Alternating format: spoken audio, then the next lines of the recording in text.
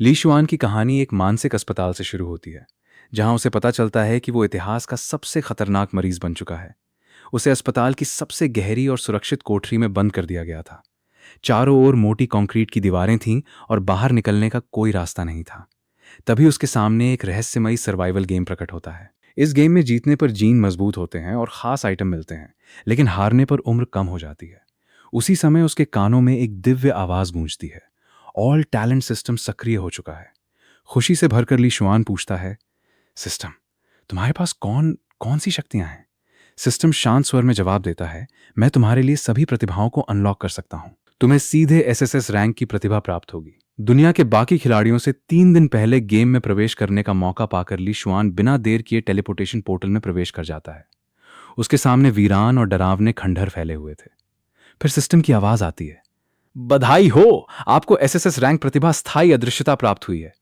अपने गायब होते शरीर को देखकर ली शुआन हैरान रह जाता है। जब तक मैं हमला नहीं करूंगा, मैं हमेशा अदृश्य रहूंगा। ये तो मानो कानूनी चीट है। अब इस गेम में आखिर तक जीवित रहना बहुत आसान होगा। ये 100 खिलाड़ियों का बैटल गेम था, जहां खिलाड़ियों को जोड़ी बनाकर लड़ना था। किसी खिलाड़ी को मारने पर उसके सभी गुण हमेशा के लिए बढ़ जाते थे। ली शुआन की साथी खिलाड़ी एक मासूम लड़की थी, जिसका नाम चिन शुआंग शुआंग था। मैप देखकर ली शुआन सोचता है, अगर मेरी साथी मेरी लोकेशन देख सकती है तो मेरी अदृश्यता बेकार हो जाएगी। और जब किसी को मारने से ताकत बढ़ती है तो क्यों ना सबसे पहले इसी को खत्म कर दूं। वो चुपचाप खंडहरों में जाकर एक कांच से खंजर उठा लेता है। भूत की तरह पीछे पहुंचकर वो अचानक हमला करता है। वार सीधे कमजोर जगह पर लगा। लक्ष्य समाप्त। कुछ ही पल में उसकी साथी एक लकड़ी के बॉक्स में बदल जाती है। ली शुआन शांत स्वर में कहता है, सचमुच, साथी को मारने से भी सभी गुण बढ़ते हैं। इस निर्दयी दुनिया में कमजोर साथी सिर्फ बोझ होते हैं।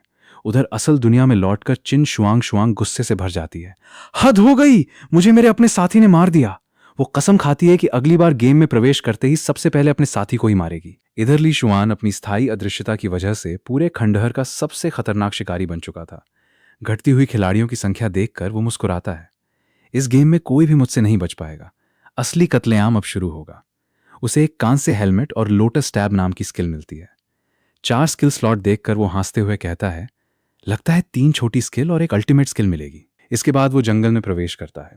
वहां 3 जंगली शिकारी कुत्तों को देखकर वो चुपचाप उनके सरदार के पीछे पहुंचता है। Lotus tab!